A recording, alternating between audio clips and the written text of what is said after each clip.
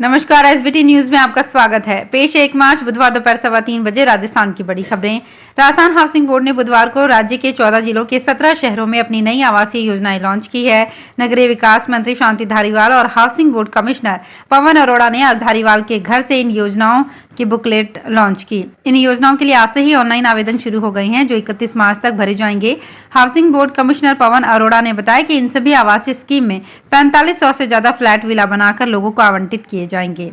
अंतर्राष्ट्रीय महिला दिवस 8 मार्च पर महिलाएं एवं बालिकाएं राजस्थान राज्य पथ परिवहन निगम की बसों में निःशुल्क यात्रा कर सकेंगी। मुख्यमंत्री अशोक गहलोत ने इस संबंध में प्रस्ताव को मंजूरी दी है।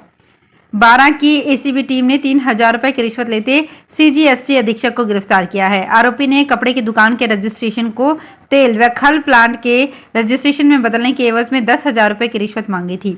एसीबी ने शिकायत का सत्यापन करवाया और पीड़ित को 3000 रुपए लेकर आरोपी के ऑफिस भेजा। एसीबी के एएसपी गोपाल सिंह कानावत ने बताया कि मंगलवार को डीएसपी अनीश अहमद ने टीम के साथ ट्रैप कार्यवाही की। इस दौरान रिश्वत के लिए 3000 रुपए आरोपी किशन लाल के ऑफिस में रखी रद्दी से बरामद कर लिए। राजस्थान के राज्यपाल कलराज मिश्र कोटा में अपने प्रवास के दौरान सिटी पार्क को देखकर इतने भाव विभोर हो गए कि उन्होंने इसे अद्भुत, अनुपम जैसे कई शब्दों से अलंकृत कर दिया और इसे राजस्थान की पहचान की संज्ञान तक दे डाली। मिश्र ने सिटी पार्क में घूमते हुए कहा कि ये अद्भुत है। उन्होंने कहा कि संभवतः देश में इस तरह का उद्यान कहीं नहीं होगा। यहाँ सभी का समावेश है। पार्क में प्रकृति को आत्मसात किया है। यहाँ शीश महल जैसी कल्पना को साकार किया गया है। हरियाणा में गुरुग्राम में 40 लाख की लग्जरी कार में G20 सम्मेलन के लिए आए फूलों वाले गमले को चुराने वाला पकड़ा गया है। गिरफ्तार आरोपी गुरुग्राम के गांधीनगर का रहने वाला मनमोहन यादव है। आरोपी की गिरफ्तारी गाड़ी के रजिस्ट्रेशन नंबर के आधार पर हुई है। कार उसकी पत्नी बीना कुमारी के नाम पर रजिस्टर्ड है। पुलिस ने गाड़ी के साथ चोरी किए पौधे भी बरामद कर लिए। बताया जा रहा है कि आरोपी गुरुग्राम में ही अधिकारी है। हालांकि पुलिस ने इसकी पुष्टि नहीं की है। वहीं इस मामले में लोगों ने यूट्यूबर एल्विश यादव को जमकर ट्रोल किया। राजस्थान में कोटा नगर निगम उत्तर की महापौर मंजू मेहरा ने नगर निगम क्षेत्र में उम्मेदगंज में कचरा ट्रांसफर स्टेशन का निर्माण कार्य शुरू करवाया। महापौर मेहरा ने कचरा ट्रांसफर स्टेशन के निर्माणकर्ता संवेदक को कार्य की गुणवत्ता बेहतर बनाए रखने तथा कार्य को तेजी से शीघ्र पूरा करने के निर्देश दिए। पश्चिमी मध्य रेलवे के कोटा मंडल में मथुरा गंगापुर सिटी सेक्शन में कोटा मंडल का बयाना जंक्शन स्टेशन पर दशकों पुराने सिग्नलिंग गियरों का सफलतापूर्वक प्रतिस्थापन का काम पूरा किया गया। कोटा मंडल के आधिकारिक सूत्रों ने बताया कि लगभग 60 साल पुराने 5 से 10 लाइन मैकेनिकल यार्ड सी और डी ग्राउंड लीवर फ्रेम से संचालित हो रहे मौजूदा रूट सेटिंग प्रकार रिले इंटरलॉकिंग में परिवर्तन और संशोधन करके मंगलवार को चालू किया गया। ये आरआरआई परिवर्तन कार्य हाल ही के दिनों में सबसे बड़े परिवर्तन कार्यों में से एक है। दिल्ली, मुंबई सहित विदेशों की तर्ज पर जयपुर इंटरनेशनल एयरपोर्ट पर खास तकनीक का इस्तेमाल शुरू किया गया है। एयरपोर्ट प्रबंधन के मुताबिक एयरपोर्ट पर सुरक्षा के साथ ही फर्जीवाड़े को रोकने के लिए यह तरीका कारगर साबित होगा।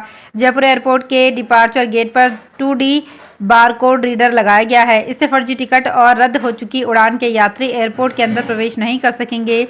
पीक आवर्स में एयरपोर्ट डिपार्चर गेट पर कतारें भी अब कम लगेंगी। एयरपोर्ट प्रशासन की इस पहल से यात्रियों को सुविधाजनक तरीके से एयरपोर्ट बिल्डिंग में प्रवेश मिल सकेगा। कर्नाटक के बेंगलुरु में पूर्व पुलिस कमिश्नर भास्कर राव ने भाजपा ज्वाइन कर ली है। वे अब तक आम आदमी पार्टी की मैनिफेस्टो कमेटी के चेयरमैन थे। बुधवार को कर्नाटक भाजपा अध्यक्ष नलिन कुमार कटील ने उन्हें पार्टी में शामिल किया। इस मौके पर भास्कर राव ने कहा कि मुझे लगता है कि मैं भाजपा में अधिक योगदान दे सकता हूं। पार्टी की मौजूदगी पूरे देश में है और पीएम मोदी के विजन ने मुझे प्रभावित किया है। प्रवर्तन निदेशालय कोलकाता में लगभग 1 दर्जन परिसरों में छापा मारा है। ये छापेमारी मोबाइल गेमिंग एप्लीकेशन ई-नगेट्स से जुड़े कैंपस में की गई है। इससे पहले प्रवर्तन एजेंसी ने मुख्य आरोपी आमिर को गिरफ्तार किया था। इन छापों में ईडी ने 68 करोड़ 42 लाख रुपए जब्त किए हैं।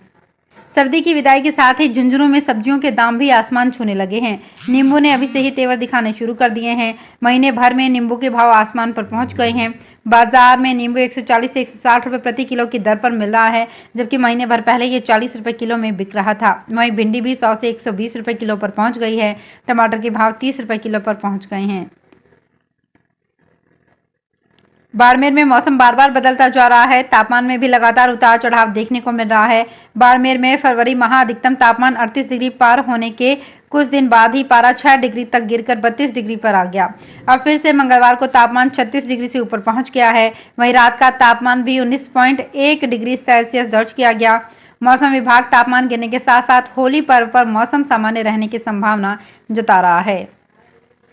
देश की सबसे बड़ी इंजीनियरिंग प्रवेश परीक्षा जेईई मेन के प्रवेश सेशन के लिए आवेदन प्रक्रिया जारी है। अप्रैल जेईई मेन के लिए अब तक 1 लाख से अधिक नए आवेदन हो चुके हैं। ये वे विद्यार्थी हैं जिन्होंने जनवरी जेईई मेन परीक्षा नहीं दी है। ये पहली बार जेईई मेन 2023 में अप्रैल में ही शामिल होंगे। ऐसे में अप्रैल परीक्षा के लिए नए रजिस्ट्रेशन की संख्या 2 लाख तक पहुंच सकती है, क्योंकि आवेदन की अंतिम तिथि 12 मार्च तक है। जेईई मेन जनवरी में 9.15 हजार विद्यार्थियों ने रजिस्ट्रेशन करवाया था।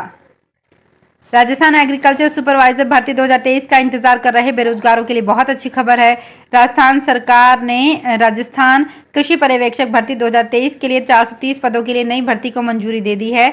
इनमें गैर टीएसपी क्षेत्रों में 385 पदों और टीएसपी क्षेत्रों में 45 पदों के लिए राजस्थान कृषि पर्यवेक्षक की नई भर्ती को मंजूरी दी गई है।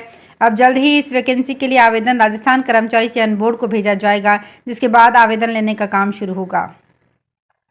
पिछले कई वर्षों से खाद्य सुरक्षा योजना से जुड़े लाभार्थियों के परिवारों के नाम राशन कार्ड में नहीं जुड़ रहे हैं। इसके चलते झुंझुनू सहित प्रदेश में लोगों को काफी दिक्कतों का सामना करना पड़ रहा है। नाम जुड़वाने के लिए लोग कई सालों से ई मित्रा के चक्कर काट रहे हैं, लेकिन पोर्टल बंद होने से निराशा हाथ लग रही है। दरअसल खाद्य एवं नागरिक आपूर्ति विभाग की ओर से खाद्य सुरक्षा प्राप्त परिवारों के राशन कार्ड में शुद्धिकरण व नए नाम जुड़वाने का पोर्टल वर्ष 2019 के बाद से बंद कर दिया गया है। तो फिलहाल इस बुलेटिन में इतना ही, फिर हाजिर होंगे कुछ और बड़ी खबरों के साथ।